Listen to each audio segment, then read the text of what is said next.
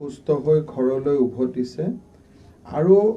বিশ্বজুৰি বৰ্তমানলৈকে ৰিকভাৰী লোকৰ সংখ্যা হ'ল 53.48। ঠিক তেনেকৈ মৃতৰ সংখ্যা হ'ল 5.20 অৰ্থাৎ 4,70,000 ব্যক্তি কোভিড ৰোগত আক্ৰান্ত হৈ সমগ্ৰ বিশ্বত এতিয়ালৈকে মৃত্যুৰ মুখত পৰিছে। তাৰ পৰিৱৰ্তে আমাৰ দেশত 4,25,282 জন ব্যক্তি এই মুহূৰ্তলৈকে কোভিড ৰোগত আক্ৰান্ত হৈছে। প্ৰায় 55.77% ব্যক্তি আৰোগ্য হৈ ঘৰলৈকে উভতি গৈছে, অৰ্থাৎ 2,37,196 ব্যক্তি ঘৰলৈকে উভতি গৈছে। 13,699 ব্যক্তি ভাৰতবৰ্ষত মৃত্যু হৈছে আৰু 3.22 মৰ্টেলিটি ৰেট বুলি আমি ক'ব পাৰোঁ। এই মুহূৰ্তলৈকে আমাৰ ৰাজ্যখনৰ সফলতা ইয়াতে লুকাই আছে যে আমাৰ ৰিকভাৰী ৰেট হ'ল 63.3, অৰ্থাৎ ভাৰতবৰ্ষৰ 2-1 ৰাজ্যক বাদ দিলে ৰিকভাৰী ৰেটত এতিয়া অসমে টপ 3ত আছে বুলি ক'লেও ভুল কৰা নহয়। পিছলৈকে আমি আৰু দেখা পাই যাম। আৰু আমাৰ 9 গৰাকী লোকৰ এতিয়ালৈকে মৃত্যু হৈছে। অৱশ্যে গধূলিলৈকে সংখ্যাটো 10 হ'বগৈ। আমি এটা কনফাৰ্মেশ্যনৰ অপেক্ষাত আছোঁ, বাট টেণ্টেটিভলি আপোনালোকে 10 বুলি ধৰিব পাৰে। চ' মৰ্টেলিটি ইজ 0.16%। এই দুইটা ফালৰ পৰা আমি ভাৰতবৰ্ষৰ আন ৰাজ্যবিলাকৰ তুলনাত অসমে এতিয়ালৈকে বেটাৰ পাৰফৰ্ম কৰি আছে।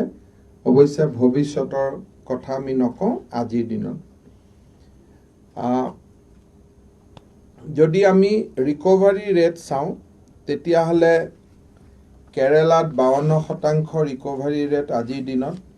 ৱেষ্ট বেংগলত ৰিকভাৰী ৰেট ইজ 59.50, মহাৰাষ্ট্ৰত 49.78,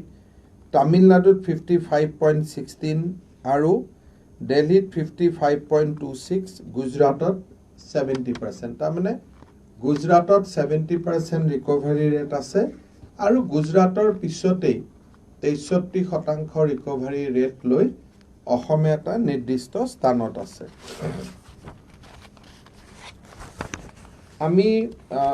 মই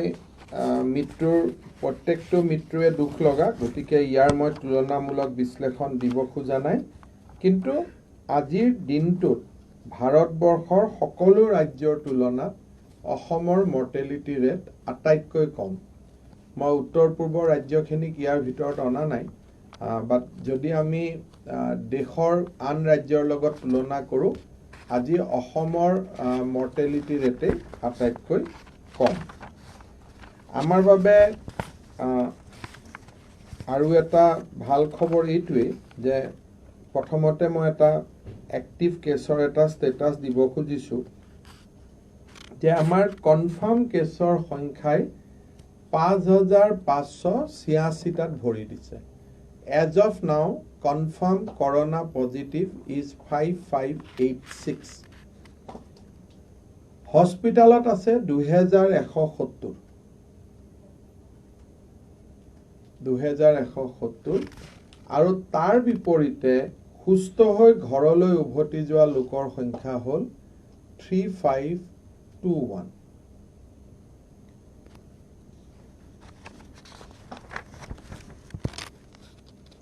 যোৱা দুদিনত আমি যদি দেখা পাওঁ যে এভাৰেজ আমি কেছ 250ৰ তলত পাই আছিলোঁ আৰু কেতিয়াবা ইভেন আমি 102টালৈকেও আমি কমত পাইছোঁ। কিন্তু যোৱাকালি যিটো স্পাইক আছিলে 331, ডেট ৱাজ দ্য হাইয়েষ্ট। তাৰ আগত আমাৰ আটাইতকৈ ডাঙৰ স্পাইক আছিলে around 285 on 4th June। 4th Juneত আমাৰ 285 আছিলে, that was the highest spike. কিন্তু যোৱাকালি 331টা কেছ আটাইতকৈ হাইয়েষ্ট বুলি আমি ক'ব লাগিব কিন্তু ইয়াৰ মাজত এটা গুণগত পাৰ্থক্য আছে কি 4 তাৰিখে আমি যেতিয়া 285টা কেছ আমি পাইছিলোঁ সেই মুহূৰ্তত আমাৰ টেষ্টিং আছিল 7 to 8,000 কিন্তু যোৱাকালি our test figure was around 15,000 so 15,000 test kori we got 331 cases মই ভাবো যে যদি আমি টেষ্টিং আৰু নাম্বাৰ অফ কেছ যদি এটা আমি কোৰিলেট কৰো তেতিয়ালে মই ভাবো যে পেনিক হোৱাৰ কোনো প্ৰয়োজন নাই because of number of test we have concluded তাৰ কাৰণে আজি আমাৰ অকনমান যোৱাকালি আমি বেছি কৰোনা পজিটিভ ৰোগী আমি দেখা পাইছো ডাবলিং ৰেটৰ কথা আমি পাতো আমাৰ যোৱাবাৰ মই যেতিয়া 8 জুনৰ সময়ত আপোনালোকক সম্বোধন কৰিছিলো সেই সময়ত ডাবলিং ৰেট আছিল 7 ডেজ আজি আমাৰ কেছৰ ডাবলিং ৰেটৰ গৈ পেলাই আমি 13 দিনত ভৰি দিছো তাৰমানে 13 দিন হলেহে এতিয়া আমাৰ কেছ দুগুণ হৈছে otherwise আগতে আমাৰ 7 দিনলৈকে আছিল আৰু এটা সময় আহিছিল আপোনালোকৰ মনত আছে যে 3 দিনত আমাৰ কেছ ডাবল হৈ গৈছিল 20 মেৰ পৰা 23 মেৰ ভিতৰত আমাৰ কেছ ডাবল হৈ গৈছিল but against that now our doubling rate is 13 days discharge আমাৰ খুব ভালে হৈ আছে যোৱাকালি আমি 202 গৰাকী ব্যক্তিক ডিসচাৰ্জ কৰিছিলো আজিও আমি এতিয়ালৈকে 117 গৰাকী ব্যক্তিক ডিসচাৰ্জ কৰিছো হয়তো নাম্বাৰ অফ ডিসচাৰ্জ গধূলিলৈকে আৰু বাঢ়িব পাৰে আটাইতকৈ খুব মই গৌৰৱ সহকাৰে ক'ব খোজো যে অলপ পিছতে maybe after 1 hour our test will cross 3 lakhs এতিয়া অলমোস্ট উই হ্যাভ টাচ মই এতিয়া সালে আপোনালোকক গধূলিলৈকে মই টুইট কৰি দিম Assam has touch 3 lakh test figure so এটো এটা খুব ইম্পৰ্টেন্ট কথা যোৱা 13 তাৰিখে আপোনালোকে যদি হিসাব কৰে ইট ওয়াজ 2 lakhs 13 পৰা 22 within 9 days we have done 1 lakh test এতিয়া দেখত 3 লাখ টেষ্ট কৰা ষ্টেটৰ সংখ্যা কেইখন মানত থাকি গৈছে টোটাল আমি যদি চাও পাৰ মিলিয়ন পপুলেশনত যদি আমি টেষ্ট চাব যাও অসমৰ পাৰ million test figure is now 8229 last যেতিয়া মই সাংবাদিক মেল কৰিছিলো আপোনালোকৰ লগত কথা পাতিছিলো সেই সময়ত পাঞ্জাব আদি আমাতকৈ আগত আছিল এতিয়া যদি আমি চাও যে ডাঙৰ ষ্টেট আমাতকৈ আগত হিমাচল ৰাজস্থান মাৰ্জিনেলি 8475 8582 তামিলনাডু 11000 দিল্লী 19000 অন্ধ্ৰ প্ৰদেশ 12000 তাৰ বাদে আৰু আমাৰ ওপৰত কোনো ষ্টেট নাই so now we are among the top 6 per million test কৰাৰ সংখ্যাত we are among the top 6 of course ইয়াৰ ভিতৰত মই আনমান নিকোবৰ বা গোৱাক ধৰা নাই আমাৰ লগত যেটো সাইজ আৰু স্ট্ৰেংথ বুলি আমি যেটো কথা কওঁ so now we have come অ্যাৰাউন্ড number 6 আৰু মই ভাবো in next 1 week time because our capacity decrease hua nai we are only increasing so moi bhabu je we will achieve much higher feat ami aru beshi bhal record ami koribo parim per million and total testing so ekhini amar eta testing or khetrot asil অসমত আজিৰ মুহূৰ্তলৈকে বাহিৰৰ পৰা 2,43,414 গৰাকী ব্যক্তি এতিয়ালৈকে অসমত প্ৰৱেশ কৰিলে আৰু তাৰ ভিতৰত ৰাস্তা দি 73,000 ট্ৰেনেদি 1,09,000 আৰু by air now it is 60,000 so 2,43,414 এই ব্যক্তি আমাৰ অসমত প্ৰৱেশ কৰিলে ইয়াৰ ভিতৰত উত্তৰ পূৰ্বৰ পৰা অহা ৭৫,০০০ ব্যক্তিক আমি অন্তৰ্ভুক্ত কৰা নাই কাৰণ তেওঁলোকক আমি কোৱাৰেণ্টাইন কৰা নাই সেইকাৰণে আমি তেওঁলোকক অন্তৰ্ভুক্ত কৰা নাই বাট এই 2,43,০০০ ব্যক্তি প্ৰতিগৰাকীকে আমি টেষ্ট কৰিছোঁ প্ৰতিগৰাকী ব্যক্তিকে আমি কোৱাৰেণ্টাইন কৰিছোঁ আৰু সেই ফালৰ পৰা মই ভাবোঁ যে আমাৰ তেনেকৈ ফাইনেন্সিয়েল এক্সপেণ্ডিচাৰো হৈছে গোটেই হৈছে বাট কোৱাৰেণ্টাইন 2,43,000 পিপল আৰু প্ৰতিজন ব্যক্তিকে টেষ্ট কৰা এইটো এটা বহুত মই ভাবোঁ যে আমাৰ বিভাগৰ বিষয়া কৰ্মচাৰীসকলে they have done a wonderful job কাৰণ 2,43,000 মানুহক কোৱাৰেণ্টাইনত ৰখা সকলোকে টেষ্ট কৰা সকলোকে ঘৰলৈ ঘূৰাই পঠাই আকৌ হোম কোৱাৰেণ্টাইনৰ ব্যৱস্থা কৰা আৰু গোটেই কমিউনিটি সকলেও বহুত গাঁৱৰ ৰাইজেও বহুত ইয়াত সহায় কৰিছে so it is a big achievement for everyone এই মুহূৰ্তলৈকে আমি 173খন ট্ৰেইন আমি অসমত আহিছিলে আৰু ঠিক সেই ধৰণে আমি যদি চাওঁ যে আমাৰ ইয়াত এতিয়ালৈকে 711খন ফ্লাইট আজি দিনটোলৈকে আহি পালে যোৱা দুদিনত যদি আমি এনে ৰাফলি চাওঁ যে আমাৰ মানুহ অহা সংখ্যা কমিছে নে বাঢ়িছে এনেকৈ যদি আমি চাওঁ তেতিয়ালে 15 তাৰিখে আমাৰ অসমত ট্ৰেইনেদি নমা লোকৰ সংখ্যা আছিল এদিনত 8,586 that was the highest peak in one day 8,586 জন ব্যক্তি in one day this was the highest যোৱাকালি এই সংখ্যা নামি 5,000 লৈকে গৈ পাইছে গৈ মোটামুটি আমাক জনোৱা খবৰ মতে 23 তাৰিখৰ পিছত আৰু কৃষক শ্ৰমিক এক্সপ্ৰেছ প্ৰায় নাথাকিব তাৰ মানে যদি কৃষক শ্ৰমিক এক্সপ্ৰেছ নাথাকে তাহলে এভাৰেজ আমি 1,500 পৰা 2,000 মানুহে আমি অসমত পাম আৰু সেইকাৰণে লাৰ্জ কোৱাৰেণ্টাইন চেণ্টাৰ যিবিলাক আছিলে 23ত যদি লাষ্ট আহি পায় 7 দিন যদি তাৰ পিছত কোৱাৰেণ্টাইন হয় তাহলে মই ভাবোঁ যে ফাৰ্ষ্ট উইকৰ পৰা the pressure on quarantine will come down drastically অৰ্থাৎ বহুত বেছি আৰু মানুহ অসমৰ বাহিৰৰ পৰা আহিবলগীয়া নাই বা যিসকলে আহিছে সেই সকলৰো আমি এটা খুব ভাল ধৰণে মেনেজ কৰিব পাৰিম আমি যেটো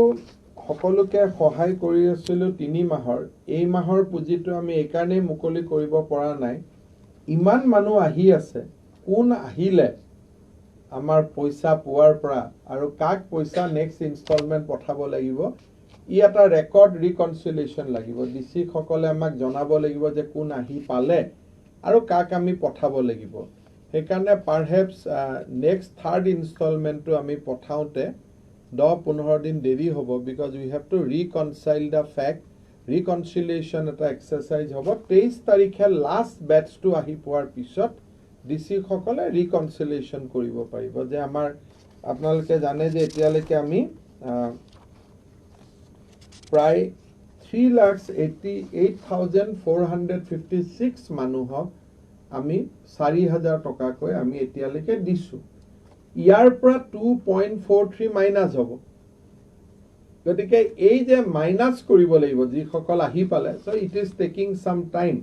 গতিকে সেইটো ক্ষেত্ৰত মই অলপ ৰাইজে দুই এটা প্ৰশ্ন খুধে সেইকাৰণে এটো মই স্পষ্টীকৰণ এটা দিব খুজিছো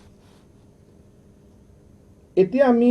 আহিব খুজিছো যে আমাৰ সন্মুখত কেইটামান নতুন সমস্যাই দেখা দিছে আৰু সেইটো বিষয়ে ৰাইজক জনাই থোৱাটো ভাল হ'ব যে মই বহুত দিনৰ পৰা এটো কথা এমফেসিস কৰি আছো যে ফেজ 3 ফেজ 1 টো এনেকুৱা আছিল যে সেগা সুৰুকাকৈ আমি ইয়াত টেষ্ট কৰিছো তাত টেষ্ট কৰিছো আৰু phase 1 was mostly dominated by Markaz It was mainly in Ahomot jodi ami sao. The phase 1 of the COVID was dominated by the incident of Marcus, Nijamuddin Marcus. Aru সমগ্ৰ এপ্ৰিল মাহটো আমি মোটামুটি মাৰ্কাজৰ কেছসমূহ আমি পাইছিলোঁ, তেওঁলোকক ৰিচিভ কৰিলোঁ, ট্ৰিটমেণ্ট কৰিলোঁ, পঠাই দিলোঁ। এটা সেইটো আছিল আমাৰ বাবে ফেজ 1। তাৰ লগত আমি কমিউনিটি সাৰ্ভিলেন্স প্ৰগ্ৰাম এটাও আমি আৰম্ভ কৰিছিলোঁ, but we could not get any positive people. তাৰমানে Assam was more or less covid free except the Marcus. That was the history. 5th May পৰা next April গ'ল। 5 May পৰা যেতিয়া লকডাউন খুলিলে, ৰাস্তা ঘাটৰ অলপ ৰিলেক্সেশ্যন হ'ল, ৰোডৰ কথা আহি পৰিলে, লাহে লাহে আমাৰ হাতত কোৱাৰেণ্টাইন কেছবিলাক অহা আৰম্ভ কৰিলে। আৰু কোৱাৰেণ্টাইন কেছেদি গৈ গৈ গৈ গৈ আমি 5,000 কোভিডৰ সংখ্যা পাৰ কৰিলোঁ। It may go up to 6,000, but release is also fast. গতিকে মই ভাবো যে second phase of যেটো কোভিড আছিল, বেসিক্যালি বাহিৰৰ পৰা অহা মানুহৰ সংখ্যা হি 6,000 লৈকে যাব পাৰে, 6,500 হ'ব পাৰে, but recovery is fast. So এইটো গোটেইটো মই ভাবো যে by July 1st week it will come to an end by and large. তাৰ পিছতো প্লেন চলিব, দুজন এজন পাম, কিন্তু বাই এণ্ড লাৰ্জ এইটো যাবগৈ। এই সেকেন্ড ফেজটো চলি থকাৰ সময়তে আমি গুৱাহাটী মহানগৰীত চেগা চুৰুকাকৈ কেইটামান কেছ পাই আছিলোঁ, যাৰ কোনো ট্ৰেভেল হিষ্ট্ৰী নাছিলে। আৰু সেইকাৰণে আমি গুৱাহাটী মহানগৰীত আমি এটা যোৱাবাৰ আপোনালোকক আমি কৈছিলোঁ যে আমি 15 তাৰিখৰ পৰা 30 তাৰিখলৈকে আমি 50,000 চেম্পল টেষ্ট কৰিম। আৰু তাৰ লগে লগে যে আমিও টেষ্ট কৰিম আৰু মানুহে যাতে ভলেণ্টাৰিলিও দিয়ে, সেইকাৰণে আমি 12টা স্ক্ৰিনিং চেণ্টাৰো আমি আৰম্ভ কৰিছিলোঁ। আমি আশা কৰা নাছিলোঁ যে 12টা চেণ্টাৰত ইমানখিনি মানুহ আহিব, কিন্তু ৰেছপন্সটো খুব ভাল আছিলে। আৰু আজিৰ দিনতো 12টা স্ক্ৰিনিং চেণ্টাৰত এভাৰেজ 500 to 400 মানুহ আহিছে পাৰ ডে। কেতিয়াবা পাণ্ডুত আটাইতকৈ বেছি আহে, কেতিয়াবা কেপিটেল ডিছপেন্সাৰীত বেছি আহে, বাট এভাৰেজ 400 মানুহ অকল এই 12টা হস্পিটালত কোনেও একো নোকোৱাকৈ out of their own anxiety লোক আহি আছিলে। এতিয়া এই 12টা কালেকশ্যন চেণ্টাৰ আমি 15 তাৰিখৰ পৰা আজিলৈকে চলোৱাৰ পিছত যিখিনি মানুহ আমি অনা নাই, নিজে আহিছে, ভলেণ্টাৰিলি আহিছে, উই গট 111 পজিটিভ কেছ।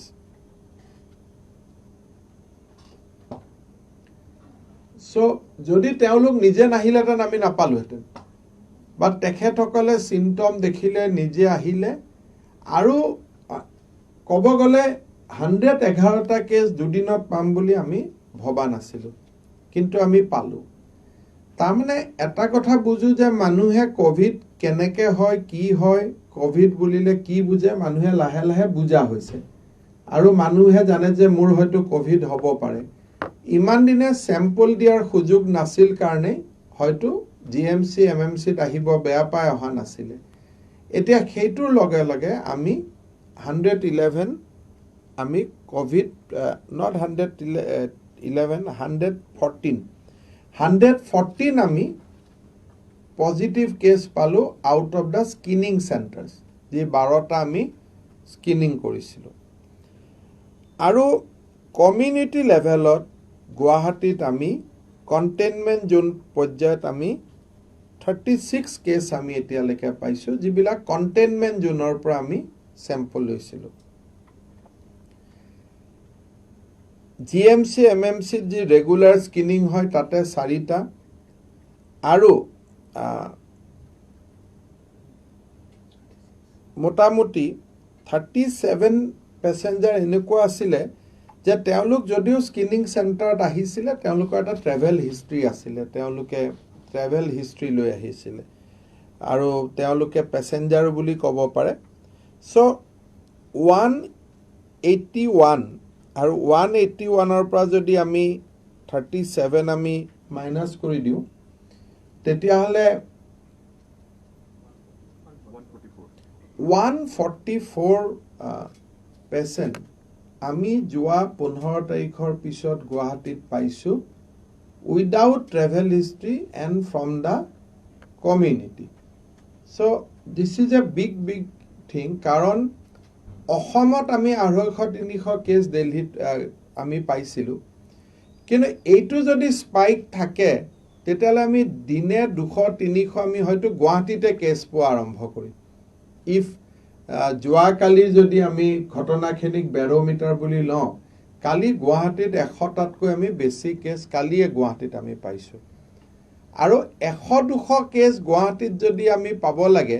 সেইটো এটা অসুবিধাৰ কথা গোটেই ৰাজ্যখনত 200-300 পোৱাটো বেলেগ কথা 6খন মেডিকেল কলেজ 32খন চিভিল হস্পিটাল মডেল হস্পিটাল সবক মিলাই কেছ পোৱাটো বেলেগ কথা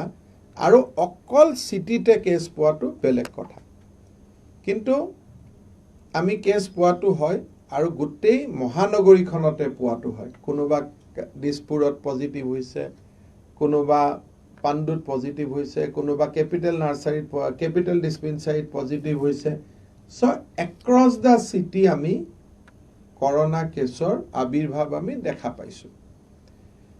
কমন কি বুলি খুদিলে আমি দেখা পাওঁ যে ফাঁসী বজাৰৰ লগত কানেকশনটো it is a common thread যে কোনোবাই ফাঁসী বজাৰ দোকানত কাম কৰিছিলে কোনোবাই তাত কাপোৰ কিনিব গৈছিলে কোনোবা তাত এমপ্লয়ি কোনোবা বজাৰ কৰিব গৈছিলে সামহাও ফাঁসী বজাৰটো এটা কমন হটস্পট বুলি শব্দটো কওঁ নকওঁ বেলেগ কথা বাট এটা কমন পইণ্ট অফ কনসাৰ্ন এটা দেখা গৈছে